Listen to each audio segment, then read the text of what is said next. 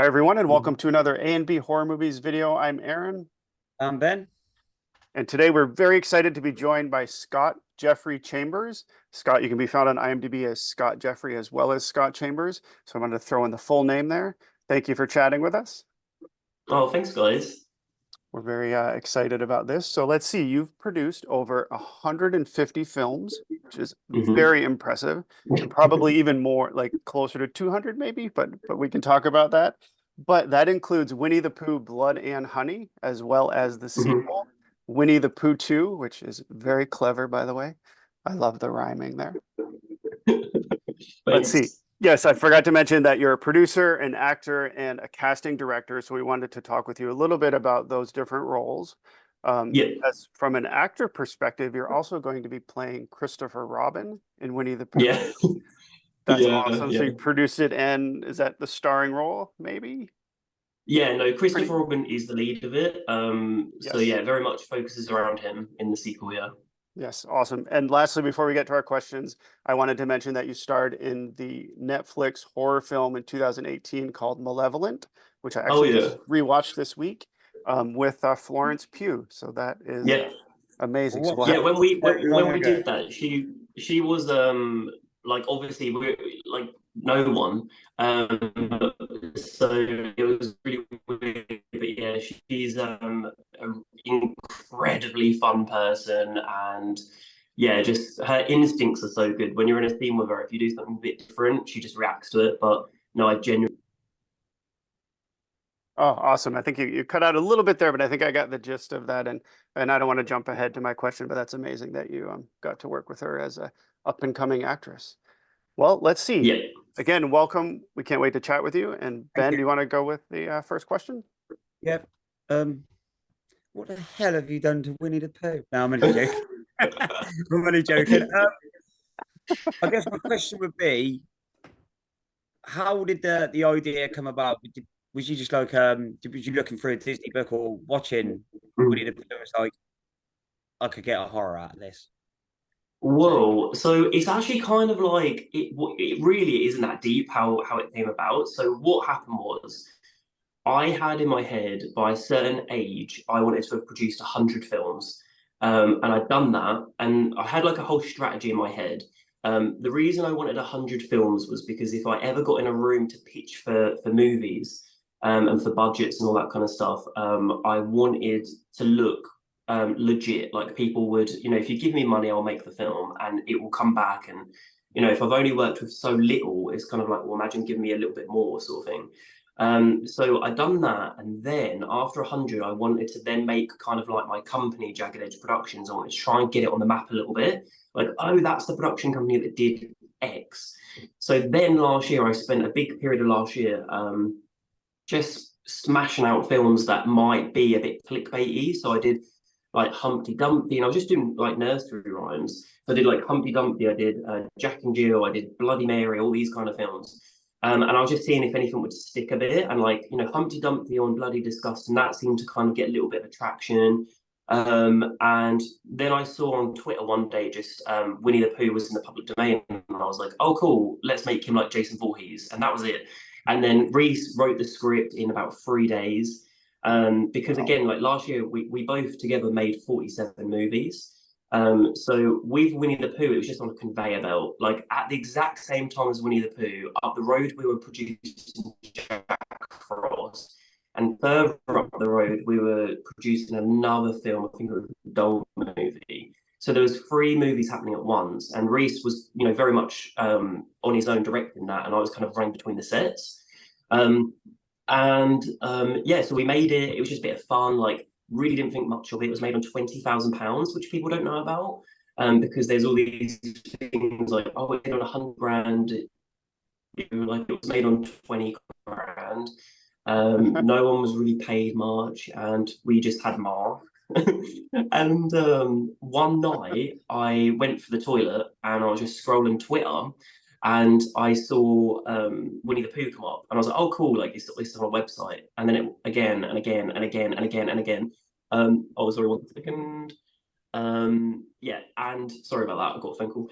Yeah, and I was scrolling, and it was just like Winnie the Pooh was everywhere. It had gone viral. And I was like, oh shit, Yes. people are going to see this. And I was excited. But then I was like, oh shit, people are going to see it because it was made on 20 grand.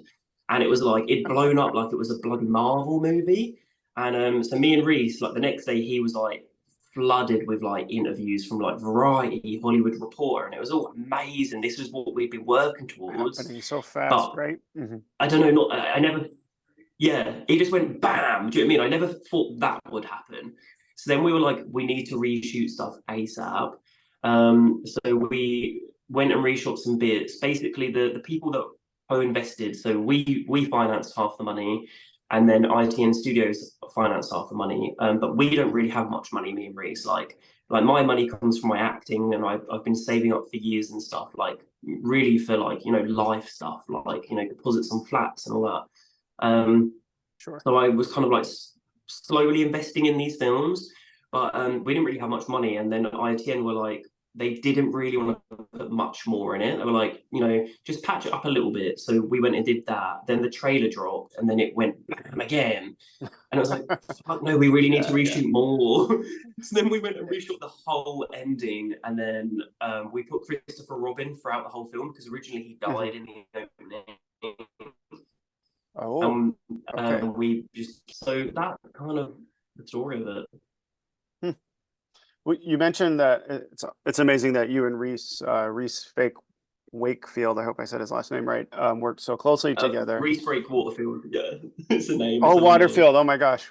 Yeah. Wakefield's a town in Massachusetts. Waterfield, Fake Waterfield. It's amazing that you two work so closely together. It sounds like you have a really nice relationship. You mentioned that he wrote the script in 3 days. How closely were you involved with the story development and how you were going to handle a killer Winnie the Pooh? Or was it, or did you just trust Reese to do amazing work? Well, the problem was we had a writer, so like by that point of the year, we like Reese had already directed like 5 movies at that point, and this was shot in April, so we were really really busy and stuff. And we did get someone else to write the script of Winnie the Pooh. Oh, okay. But when he sent it in, it had so much stuff that would have just legally got us in trouble, so we had to just completely bin the script. And then it was a bit of a panic, really, and Reese was just manically writing it in 3 days before the filming happened, because obviously this writer had kind of sent us his drafts so last minute.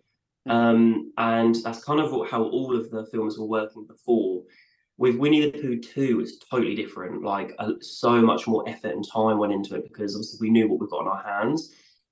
In hindsight, like if I'd have known it was really going to be this big, I probably would have, the minute it went viral, I would have put my foot down with ITN and said, let's just reshoot the whole thing, because it's such a cheap movie. Like that's a really big thing, but obviously I'm still proud of the opportunities it gave us and stuff. But yeah, like with this script, I wasn't massively involved. Like Reese was kind of saying, I'm going to do this, I'm going to do that, but it was very heavily influenced by ITN Studios. Nicole from ITN Studios, she wanted a group of girls in a cabin. She kind of wanted those elements, whereas Reese wanted it to be a lot more dark. He wanted it to be like it was kind of more like I don't know, it was incredibly dark. I don't know if I could say some of it because it's really dark, but it'd be like Pooh babies were going to be existing and lots of torture, and it was going to be, he wanted a more like a terrifying route, like disgusting route, because he loves that type of thing. Cool. And then basically ITN said no, and they said 2 girls in the cabin, so we just did it. Did it change massively from the original script that was written to what was on the screen? Oh well, from Reese's script, what's on the screen? Yeah, I'd say like the very first draft, the very first version of the film that was made on 20 grand. That is probably 60% of what you now see, and then the other 40% was just reshoots. So yeah, I'd say like obviously it did change quite a lot just because of all those reshoots to try and manically make it better, and like trying to make some of the deaths better, and completely reshoot the ending and stuff. What would you say was the most challenging scene to film, whether originally or in a reshoot? Oh my god, easy! It was the explosion day. So basically, the night before we paid for us, like that explosion was really expensive because of the Mm. budget. Because it ended up being about £45,000, the total budget of everything with the reshoots. And to us, that was a substantial amount of that budget. And the night before, the weather conditions were meant to be really bad. And then we had this phone call from the guys that were going to do the explosion. And they were like, I don't know if we can do it. And it was like, you either pay us all and we're going to come, we will charge the full amount. But if the weather's bad, we won't be able to do it. And me and Reese were really panicking because it was like, what do you do? Like, we've got everyone there. Oh, yeah. It's so hard to get everyone back together in the first place because everyone, as soon as you film the film, everyone's then really hard and they're really busy afterwards and you can't get back. So that was a pain in the arse. And then it was just like we just committed to it. And then the morning of it, it was like generators had broken and all this, and we're trying to ring up the crew because we were like, what generator do we need? And no one was answering the phone. And I remember Reese being really incredibly stressed, and I had to just like try my best to just make him feel better because truly so much of this film was just so rough and ready, and it was all on his shoulders. There was a lot of like, I can say this, like I know Reese probably wouldn't say this, but I can say it for him, but like no one was helping him really. Like it was very much like when things went wrong, people don't answer the phone, they don't get involved, they don't want to help. And that's the really hard thing with low budget filmmaking. And obviously there is an element of, you're working with a lot of like first timers, not as experienced, and also you're not paying people that much, so they don't want to go the extra mile, even though it is viral and all that. They just don't want to. And seriously, Reese put so much into that, and that's why, like, for me, when there was like a YouTuber called Cody something, he's incredibly negative about every film he ever watches, but he was like saying like we're lazy and stuff, and I just hit back and just said like, no, no one on this project, but especially him, was lazy. Like there was, it was a hard project, and yeah, I'm very defensive of Reese because I know how hard he worked on it. It's easy to criticize, so. Oh my God, so easy. And I think people just on the internet, it's like obviously because we were put on this platform, it's like getting compared to big stuff, and it's like even at the the Razzies, like we've been nominated for like 5 Razzies or whatever it is, and it's like, yeah, cool, but then our competition's the Meg 2 and like all these like Yeah, I excessive think that's flavor. It's like you know that our budget was probably not even the amount you paid for an actor's trailer on one of those right. films. It's just crazy. Well, But just I to find be it in funny. the same category with those films, right? That's impressive in Yeah. itself. And the Yeah, it is exposure, cool, man, but and the it's weird. exposure will help. Yeah, definitely. Yeah. Yeah. What I ask is how many I've been wondering this actually with the design of with all of them like Pooh and Piglet, how many designs Hmm. did you come up with before you was like, this is the one we're going with? Yeah, so the sequel was a lot more interesting than the first one because the first one, it really was like, where do I get a Pooh mask? And that was it. That was as far as it went because the SFX budget was like a couple £100. So we didn't have much money. So we couldn't do like prosthetics with the first one, whereas the sequel, everything's prosthetic. So it all moves. Like the actors can really act through it. It's incredible. But with the first one, it was just like I found immortal masks. They sell masks. They let you put them in your films, and they had one that was a rip-off of Winnie the Pooh and Piglet. And it honestly, this it's just I found it and went, Reese, what do you think? And he went, yeah, they're cool. Add to basket.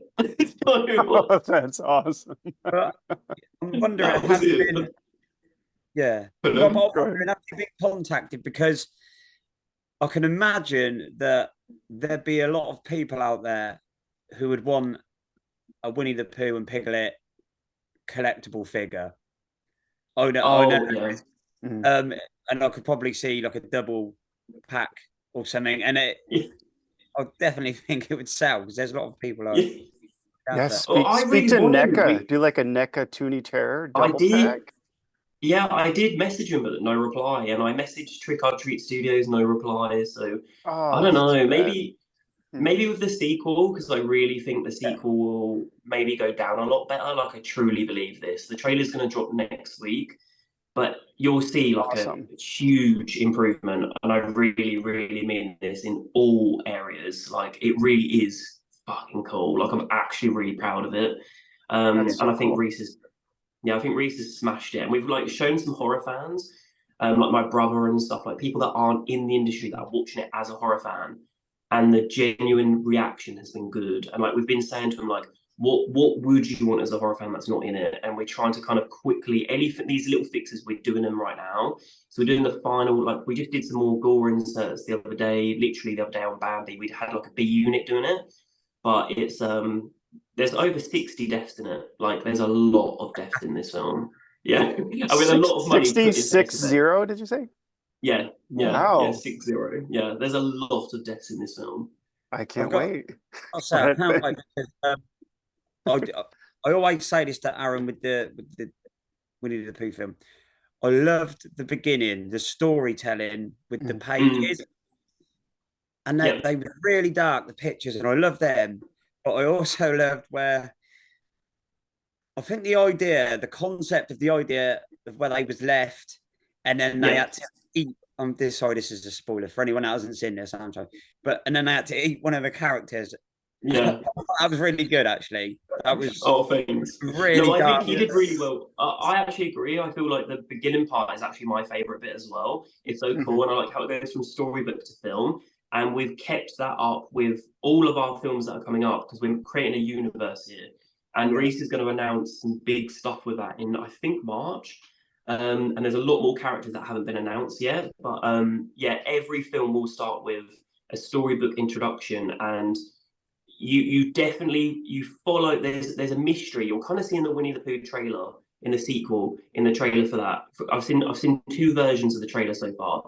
Both seem to hint towards the mystery of like there's more links to the past of like when Christopher was a little kid and all this kind of stuff. And yeah, we're definitely going to play with it more. But you've got all that storybook stuff in there still, and it's done. I think it's done even better in the sequel. Like I love the animation; it's so good. Yes. Oh, it's amazing. I was actually going to ask about that too. So good shout, Ben. And the narrator in the intro, the first one is amazing too. Actually wrote his name down. Toby Wynn Davies. Yes. Is he involved with the sequel as well? Yep, he's doing the narration of that as well. Perfect. Very And I think talented. he's going to be doing it on all of them. Yeah, I think he's going to be doing them on all of them. But yeah, he's great. He's got a great voice. Yes, yes. Let's see. We do have some viewer questions, like I mentioned, but I do want to show the physical copies I've got because the You got the artwork. cool one. You got the steelbook. Yeah, the Walmart. I think this was Walmart, right? The Walmart Yeah, steelbook through Screen yeah, Factory. Look at the artwork on that's that. really cool. Yeah, I love that one. Yeah, I don't really have a question around this. I just like showing off the movies that I have. Oh, thank you. Yeah. Love the film, by the way. I know some folks are on the fence with it, but I loved it. I thought it Oh, was a great slasher. I had a lot of fun. thank you. With it as well, like like the thing is that when we were doing the intros at the cinemas and stuff, when we were doing our little tour and stuff, we were telling people have fun, laugh with this. Like the one thing is, some people think Reese is being quite serious, but it's really not. Like when the girl's in the jacuzzi, the point is, it's like she gets back in after seeing that. Do you know what I mean? It's silly, it's fun, it's meant to be silly and fun, right. And like, pardon. So it's sort of tongue in cheek, sort of. Exactly. Yeah. The sequel, I would say, is actually not like there's fun moments in it. There's a lot more tonally serious because the overall reception was that they wanted like this more like serious version. So we've gone with that with the sequel. But the first one, and also, when do you know when this is going to go live? This interview. In mid-February, probably. Okay, mid-February. Okay, I don't know what trailer's gonna get used, but one of the trailers will explain why everything is different in the sequel versus the first one. Okay. But they haven't told me what trailer they're going to use. If they go for trailer 1, which is my favorite, right after the logo, it will explain what the first one. Yeah, it'll explain everything. Excellent. So if you're watching this right now, see what trailers are available. And if there's certain directors and movies out there that is going to watch this, listen to this, because I've picked on a lot of stuff like this with new films that's come out with Aaron, where they've been like brung certain films back, and I'm like, the technology's changed. Why is it different to that? And why is and it's like a prequel, but the technology is better than the new set. Yeah. So I'm Or like in a that. sci-fi movie. Yeah, Yeah. the technology is. Explain it. Yeah. Yes, yeah. Explain it. Yeah, and I think some of the viewers actually asked like why the upgrade sort of, but I don't want to steal anyone's questions. Totally. Let's see. Well, what can we expect from Winnie the Pooh 2? Can you give us Yeah. some other I don't know, how would you sell it, I guess, to those who haven't Yeah, seen it, I would say including there's us? a lot more mystery. There's definitely there's going to be characters that you can relate to a lot more. Mhm. The carnage is mad, but I actually think it's got heart to this one.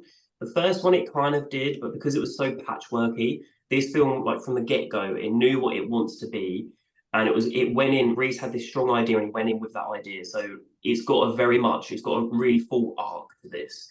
And I think everything that you wanted from the first one that you might not have, been given, I think you're really going to get it with this. It's got gore, it's got carnage, it's got massacres, it's got more friends, and yeah, it's got heart to it. So Cool. that's how I feel. Romance, I think that's the only thing you didn't mention. Oh, romance, no, but do you want to No, know some okay. trivia? I'm kidding. So I'm you Go know the ahead. girl with the red hair who gets her top ripped off and her boobs come out in the first one. Yes. What So yeah, some trivia here. Mhm. So Reese is actually gay and he's got no interest in boobs, right? So FYI, because he got all these comments saying he was like misogynistic and stuff. But what happened was that death scene was reshot because her original death scene is on the deleted scenes and it ain't very good. So we reshot that girl's death. The character's called Tina. And when the actress came to set, the girl in the jacuzzi had already gone viral. And the actress is called May.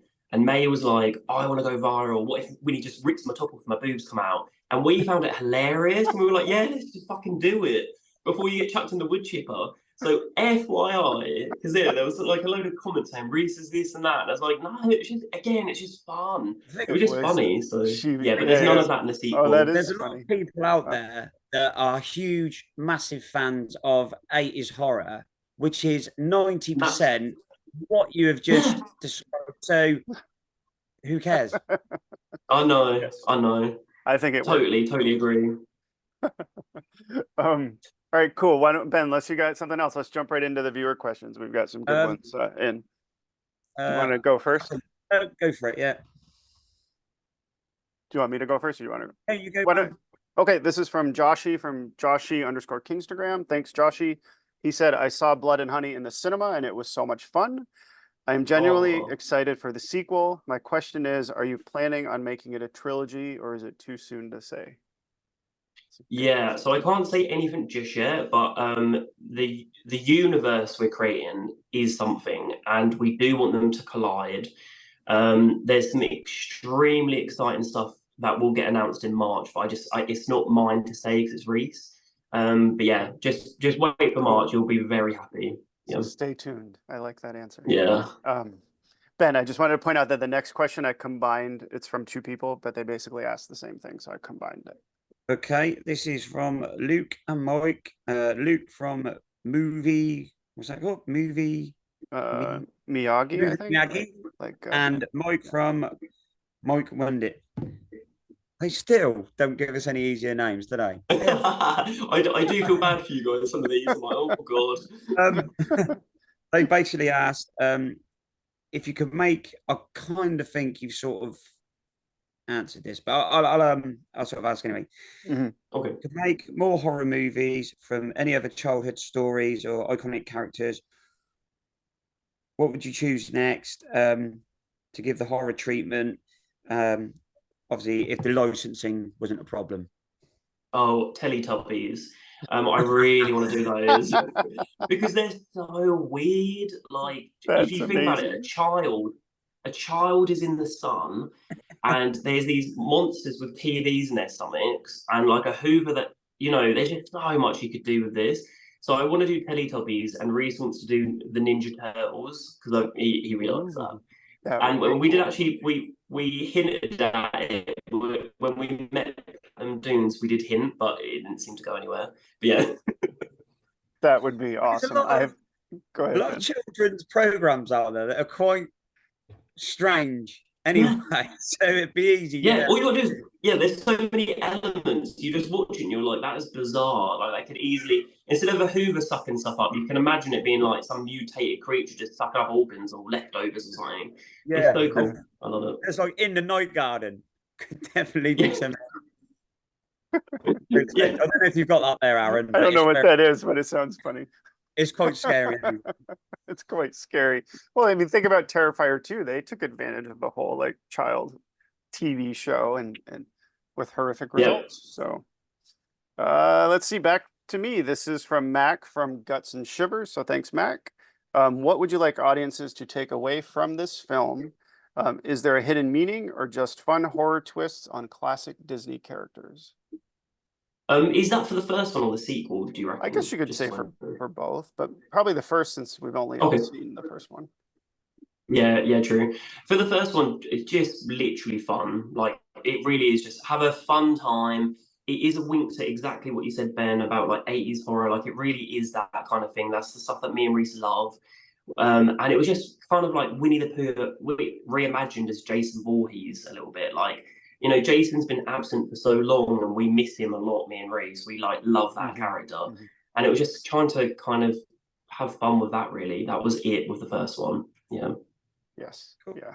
Oh, that's a perfect comparison because Winnie the Pooh doesn't speak anymore. So, and neither does Jason. So good. Oh, that's Yeah, exactly. Mhm. He has one little line at the end, but yeah, he don't Yes, sit there that's chatting. right. That's right. Okay.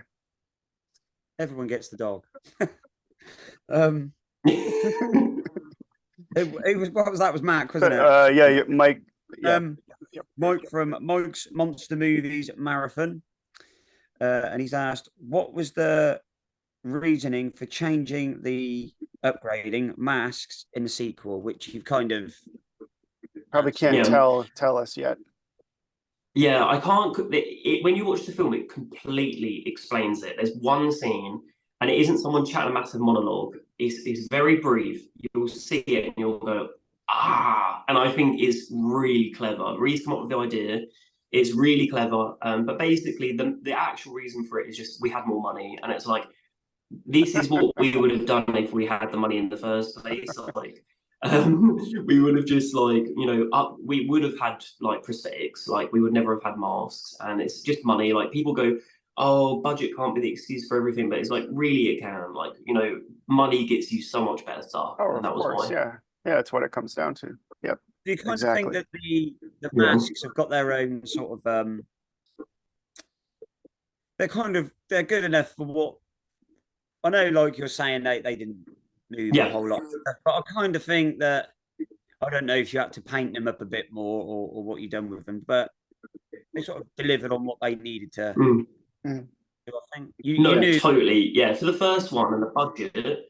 Yeah, no, I'm really like when they came through the post and stuff. I thought they were really cool, and I was like, Reese put it on straight away, and I was like, yeah, no, it looks fun, it's cool, and it was really funny and stuff. Like, when you could see an actor wearing them, it was really funny, and we would cover its mouth in honey, so the drawl was always honey, the tears were honey. So no, they totally, like, for the first one, it's like totally cool, and it's really fun and silly, Yeah. and I think it fits with what we were trying to make with the first one. So yeah, it works well. Cool. Seen it Agreed. first. Let's see. Yes, I think back to me. Stefan from Movie Devotion 77. He says, I had a lot of fun with your movie and I am a fan. What was the biggest challenge to make it into Oh. a slasher horror film? Oh, I know Reese would say, and I do agree, it's like whenever you're trying to make that look scary, it's so difficult because it's so silly. So like he would really try at points to kind of like, for example, he did really well when that girl has the stalker and she's in the bedroom and that creepy man's like coming in the bedroom and stuff. Like, he really can create tension and stuff, but then it's really hard when you have a guy playing Winnie the Pooh in that mask. It's so hard to make that scary, and I think that With was the honey challenge, dripping out of trying his to mouth. make him scary. I think, yeah. So I think that's why Reese eventually just leaned into just the playful silliness of it. But that was the biggest challenge, trying to make him a horror villain, really. Awesome.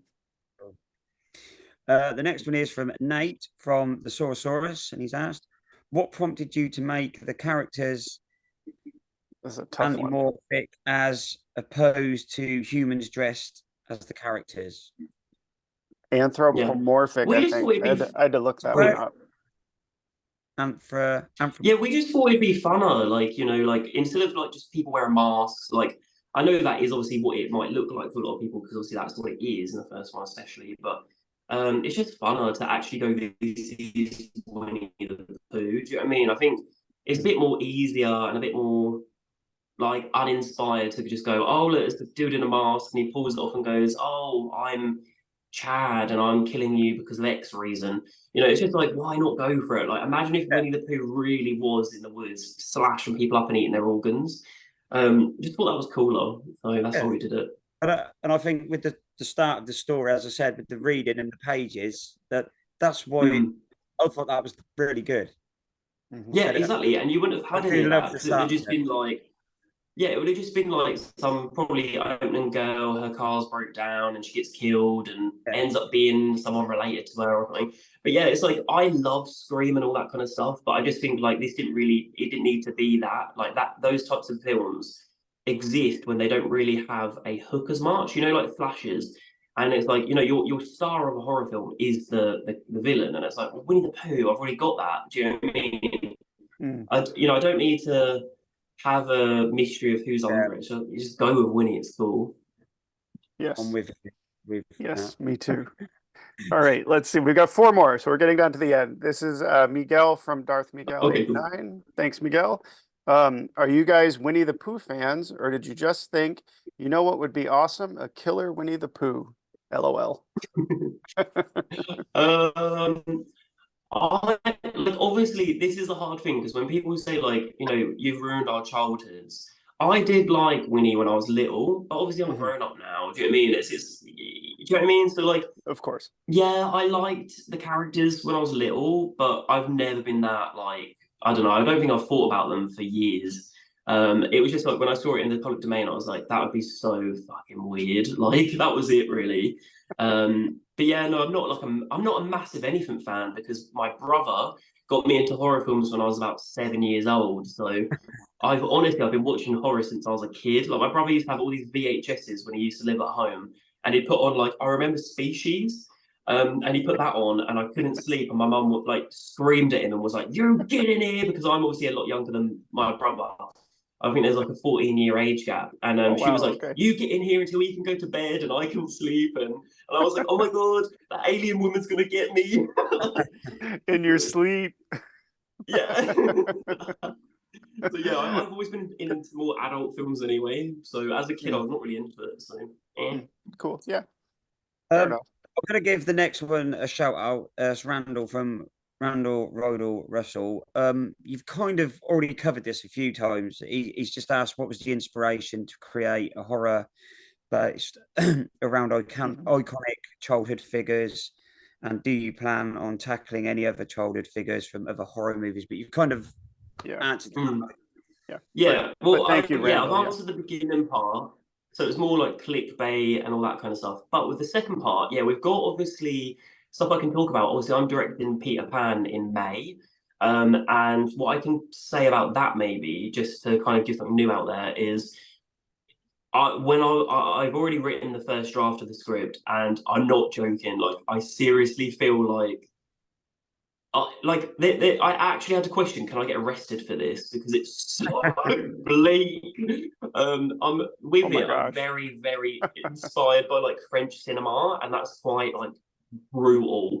And like Switchblade Romance is a heavy inspiration for this film. The film Inside is a heavy inspiration. French, and then Black Phone. So yeah, those 3 films are my merge, and then I've given it my own thing. And what I can say is Tinkerbell is not what you think she's going to be. She takes heroin, but Peter Pan's convinced her it's pixie dust. So she believes she's injecting pixie dust. So that's what I can say about her. And magical. Yeah, because I do acting. Yeah, because I do everything about Peter Pan is not what you're going to expect. Like, I think people kind of expect a certain thing, and I feel like French cinema is honestly, I feel like it's so well done. And that is very much like, as a director, where I've always wanted to go.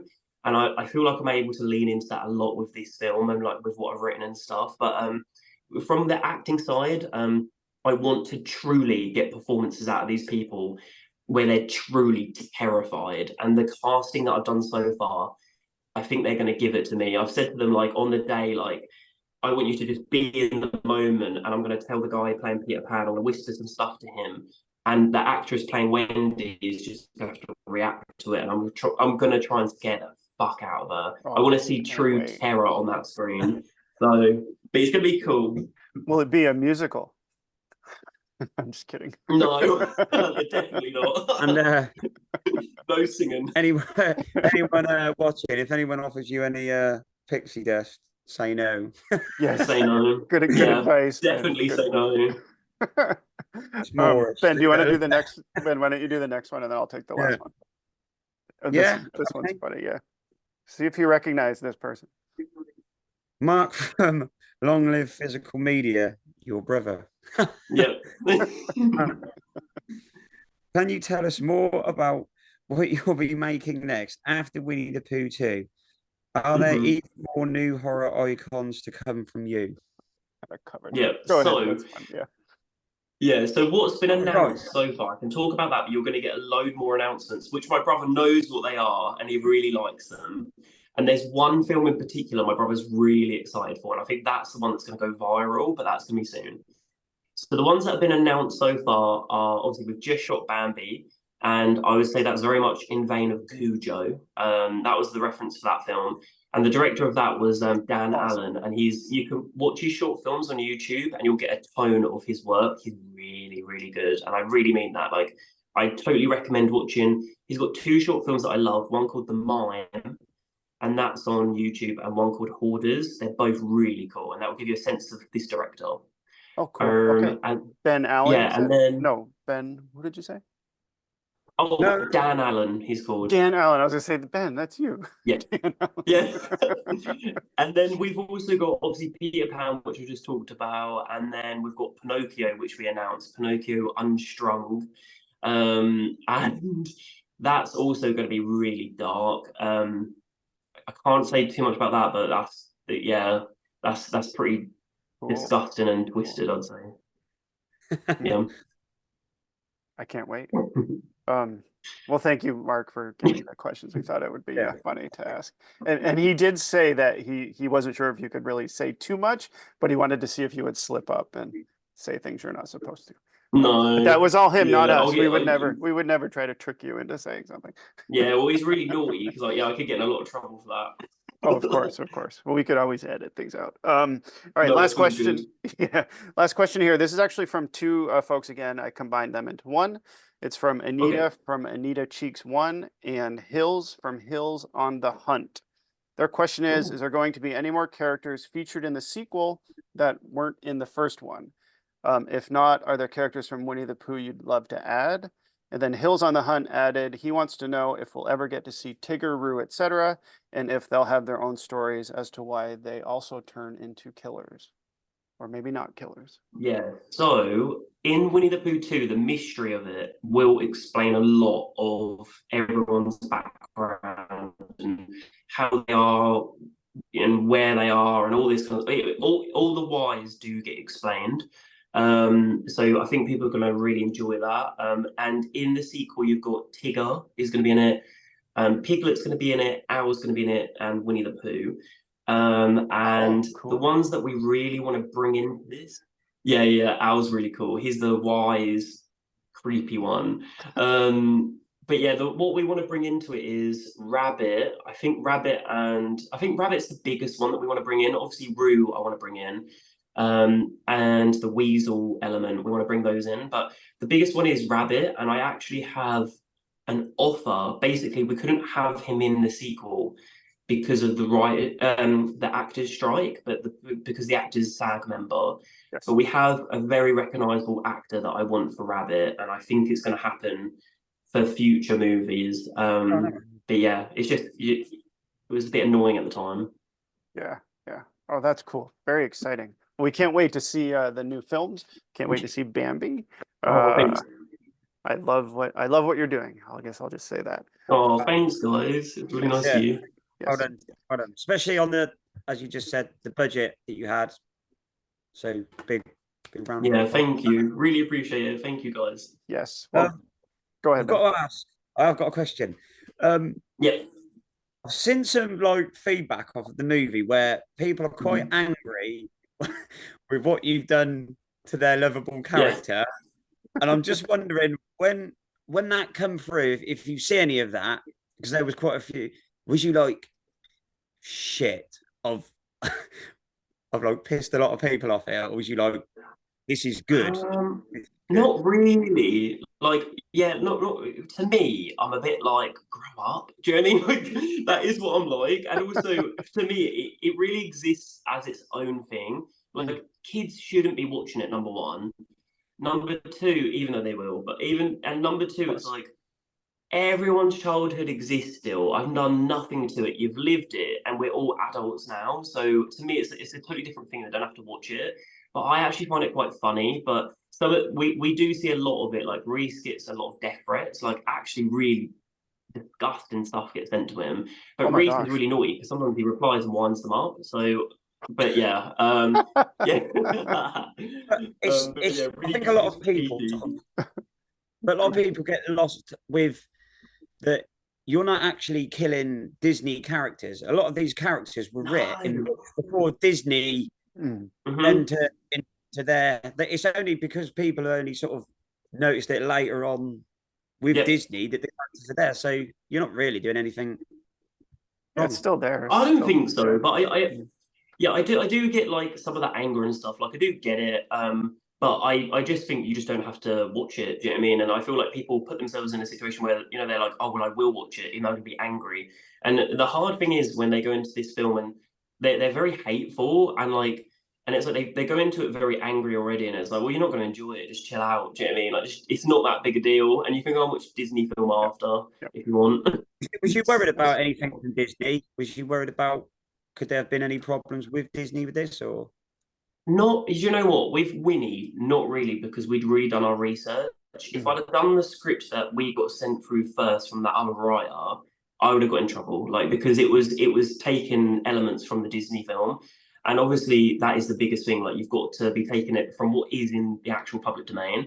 And that's something with Mickey Mouse that people have got to be really careful with. And I really, really mean this as like I actually worry for people because like there's that new trailer, Mickey's Yep. Trap or whatever. Yeah, I Yeah. saw it. There yeah. is so much.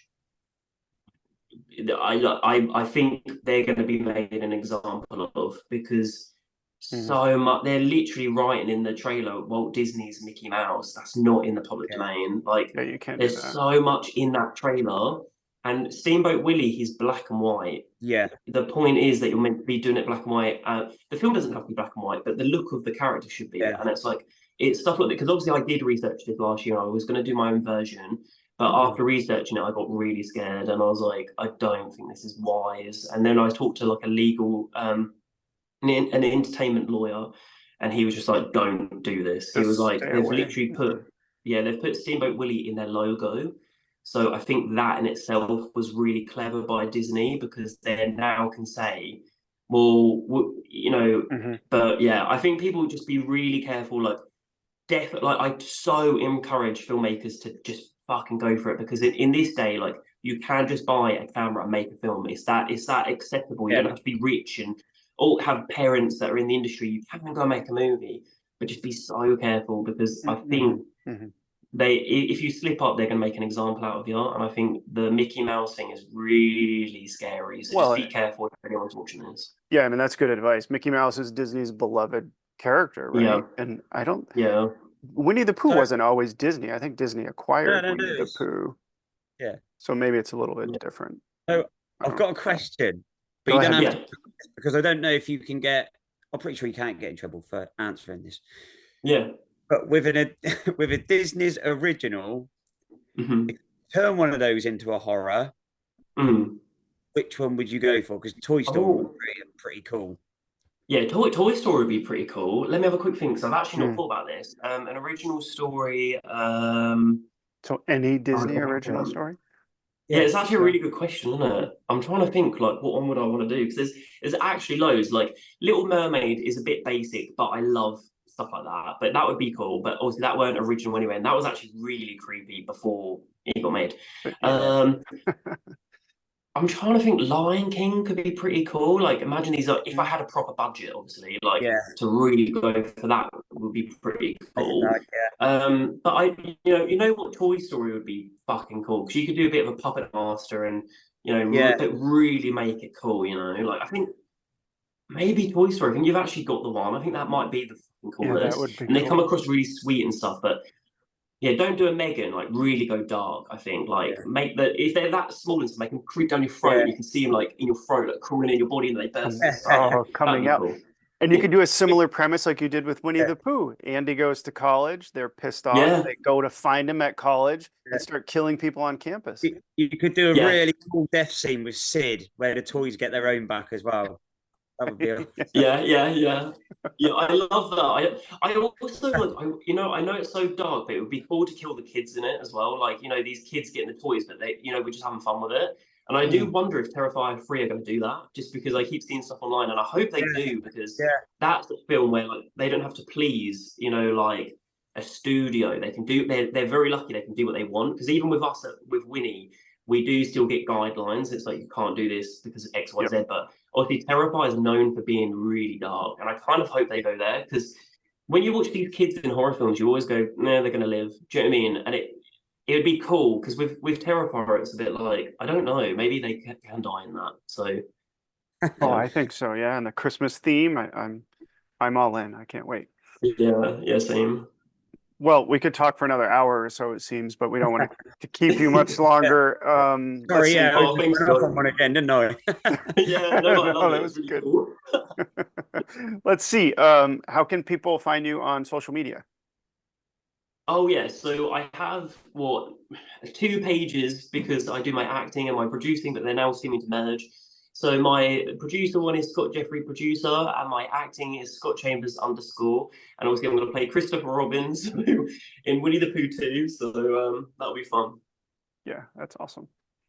All right. Okay. Thank you again. Ben, do you want to do the Yeah, closing? go to Instagram, follow us over there at A&B Horror Movies. The same with the YouTube channel. If you come across, hit the like and subscribe. If you're already followed, thank you. Thank you for all your comments. And a big thank you to Scott for coming on. Oh, thanks, guys. I really appreciate it. Yes, thank you. Bye, everyone. Thank you. See you.